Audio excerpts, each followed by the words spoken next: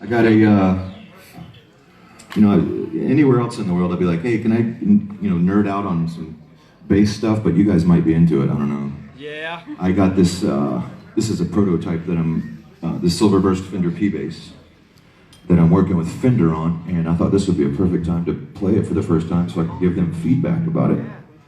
So if you think it looks stupid or sounds stupid, please tell me. It looks good. Running it through. This is similar to what I play live. I play a lot of Fenders, and this distortion pedal that I created in orange. Because in Mastodon, the two guitar players, if you're familiar with Mastodon, cool. Both guitar players, they're just wizards, and I stand in the middle, so I'm flanked by this guitar wizardry. And our drummer, Braun, he's an incredible octopus back there. Yeah. And every time I get excited about a part or a song, I always want to overplay. And then when it comes time to actually record something, I truly realize that what my role in Mastodon is on this bass, and it's always going to simplify from what I always wanted to do in the first place.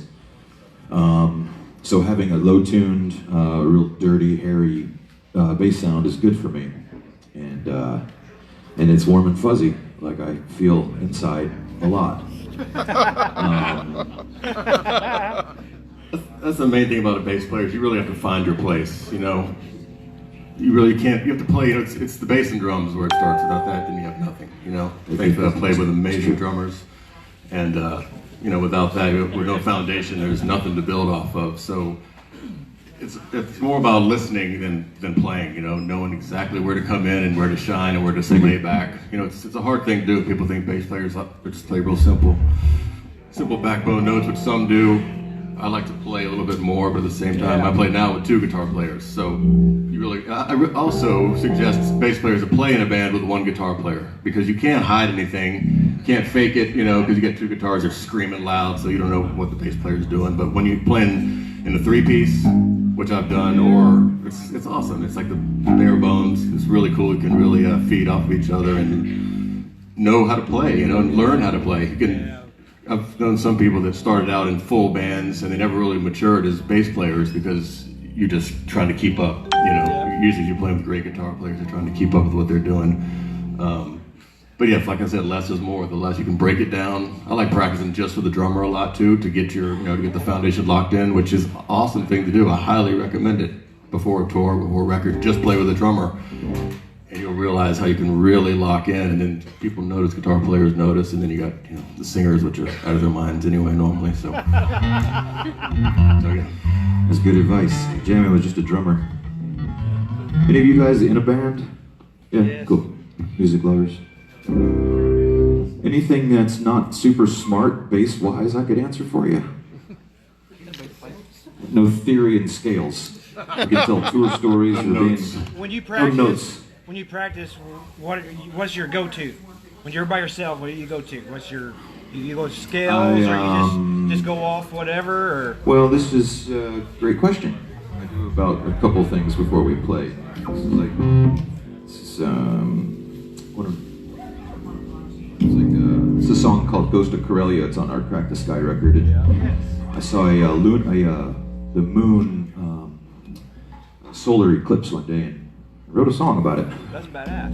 This was like 2008, but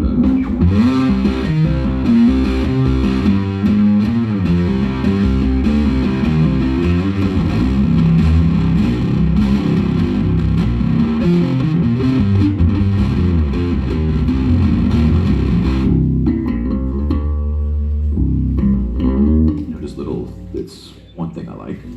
That's a good warm-up, actually. Yeah. A lot of notes. Slow, but this is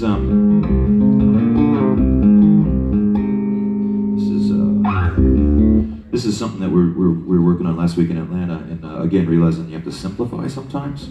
I started. Let me show you. You mind if I talk a lot? Do I talk a lot? No.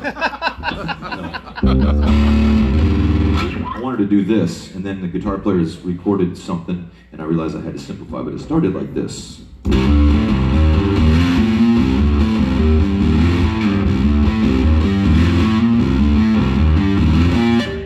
And then it had to, on tape, it sounded like this, which was a little deflating at first, but it went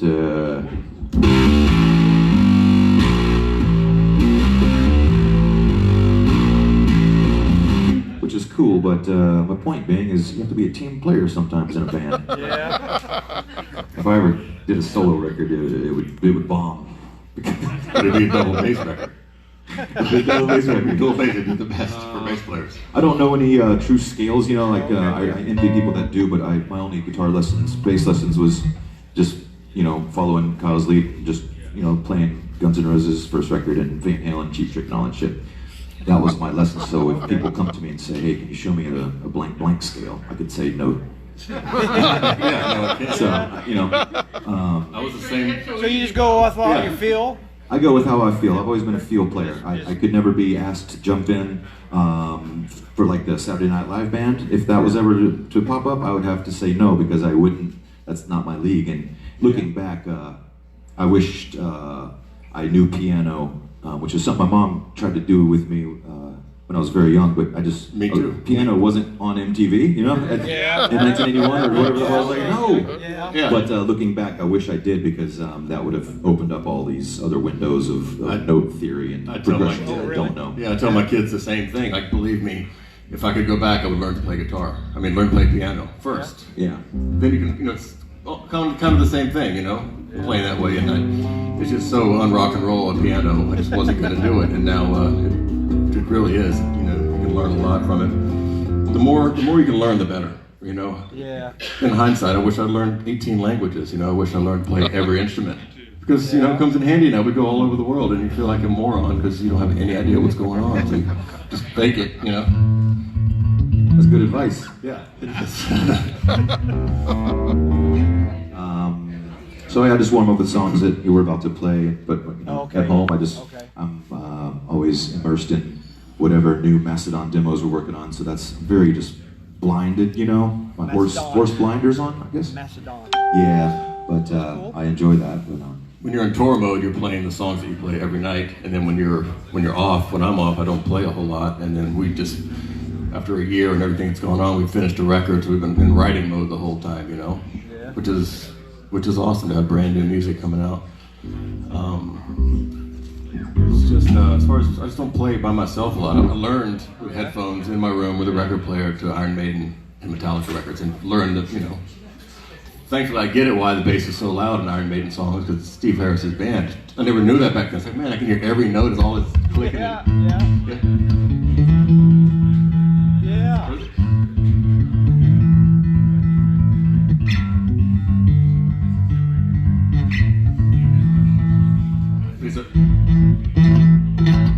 I don't even think he did that triple.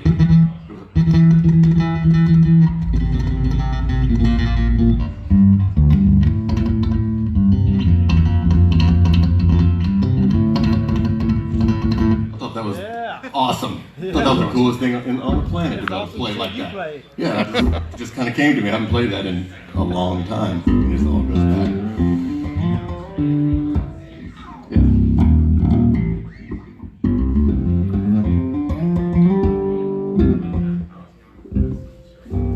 really, how you guys doing? That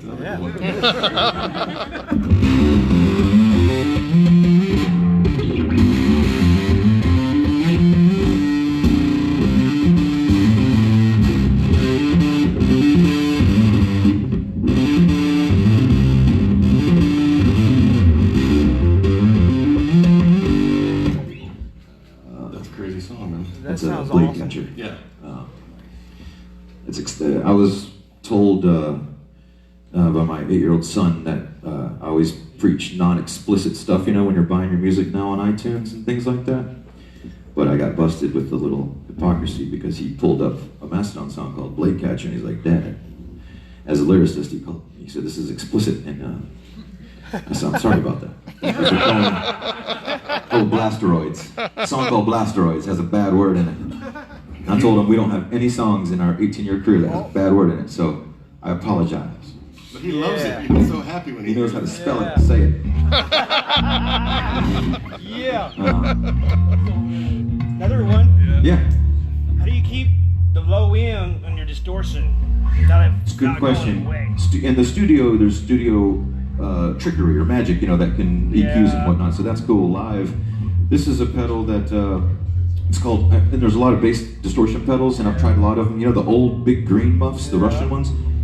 That's always been my favorite, and that kind of seems to be the go-to. But this is called an Elephant Skin. It's a pedal that I assisted building. Oh, that's awesome. It mocks the old big muff, and so far live, and in my band, I don't know if my bass goes unnoticed and no one says anything. I'm not sure. There's a lot going on, but I want to believe that I'm heard or felt, But this is my current thing, so I'm still playing around with it every day. Oh yeah. Can we buy it? Now, is it out? Well, this is the only one I have at the. Oh yeah, it's out stores and stuff. Stores, yeah. Yeah, Cool. It's called Elephant Skin because it's Skin. thick and hairy. Yes. And pleasant. It was a beast of epic proportions that roamed the earth peacefully, and I feel that's how my band sounds. Who made that? This is Ren and Cuff, little pedal company out of It's a California. mastodon. Yeah. Yeah, it's a mastodon. They ate a lot of avocados. They were vegetarian. I didn't know that until recently. But you guys like tidbits of useless information? Yes, Brian. Who kicked whose ass? He kicked my ass as my older brother. In a good way. It was a good way. It was just, swift, just who's in charge. Yeah. And that kind of ceased around age 16-ish when we were both about the same height. And I was like, all right, Then that stopped. let's just work it. And then we thought, why the hell do we both play bass? We go through so many bands with so many just people that just cannot deal with. So another hindsight, we would have played something different so we could play together. A lot of brother bands get along, Yeah. That's what we do. Damn it. Yeah. Yeah, man. So when it comes time to raise the dynamic level of your song, when it comes to the big chorus or whatever, what do you think the bass's role is in that part, and what would you normally do to what's your go-to trick to really on the bass to really drive it home? Great question. Different answer probably for different bands. Like Brian's band, for example. I've never met your bass player actually, but he's amazing and he fills in every part so well and so tasteful. In Mastodon, I always have to simplify even further. Even when I got something simple that I think is kind of sexy and fits the pocket, going into a studio, if I record bass after guitars, which makes sense for our band, I have to simplify further for the greater good of the song. But if we were just a two-piece bass, three-piece, two basses and a drums, which might happen in the future, Yes. that'd be awesome. Now that you've Yeah. mentioned it all these years later. It would be different. So I think it's the role of the bass is different for every band. Definitely not overplaying. It's so awesome and cool to overplay by yourself, and then when he fits in with the band, it just doesn't work. Like Fieldy's a bass player. He's rhythmic. He's like another drummer. He's all. You don't hear a lot of notes. He's just a whole lot. When we toured with him a couple of summers ago, watching him, I was like, did not understand how he.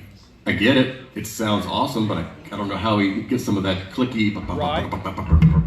And that's his whole thing. I saw when Korn started, that was nothing to put them off the top. We just did this whole past summer. Mastodon supported Primus, and that was a dream come true for me. I bet. And to watch that guy, and he Yes. writes those songs. So He's a beast. obviously, worlds apart. A person like myself and someone like Les Claypool. So, yes, sir. I was going to ask you, how was it touring with Primus? It was great. Les Claypool with the He was bass amazing. band. He's very friendly. Their whole band was phenomenal, and Anything from that? I learned that if you overeat, they're big fans of beef jerky, and I ate more beef jerky because I wanted to hang out. If you eat beef jerky nearly every night it was a 63-day tour, and it was lovely. But if you eat that much jerky, you kind of feel it after 2 months. That's one thing I learned from touring with Primus. Primus and Rush were two other bands that I can't say they're influential because I listen to them all the time, but I didn't get it. With Geddy Lee and Les, I just didn't understand what they were doing. I thought it was cool as hell to listen to it and to watch them play, but I was more on the Steve Harris geezer cliff. That's awesome. I get that. That's my style. It's definitely the broader the wide your horizon is, look and take everything in, whether you're influenced or not. You are influenced, maybe not your playing, but more in your style, and that's how those are my lessons. I was self-taught, so that's another thing I would advise the people starting now is to listen to as much possible. Because I started out, if it wasn't metal, I didn't care what it was. Even like Zeppelin and stuff, I was like, nope. Or any kind of Skinner, Southern rock, I wasn't going to give it a chance until years later. where I start to really, open your mind up a little bit. Then you realize there's a lot of good music of every style and genre, and there's a lot of bad too in every style and genre. It's up to the listener. There's not a book of good and bad. Encourage a mature palate, is what he's trying to say. Yes. And much less words. Yes. Of all the bass players out there, who's the one bass player you would love to play with that you haven't played with yet?